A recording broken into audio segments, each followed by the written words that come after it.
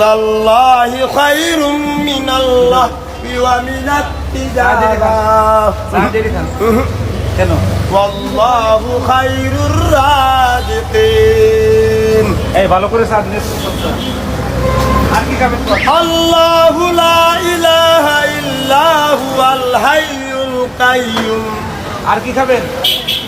লা তাখুযুহু সিনাতুন ওয়ালা নাওম। লাহু মা ফিস সামাওয়াতি ওয়াল আরদ।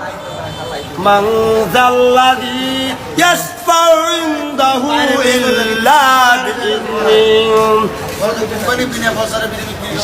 ইয়ালামু মা বাইনা আইদিহিম ওয়া মা খালফাহুম ওয়া লা ইউহিতুনা বিশাইইন মিন ইলমিহি ইল্লা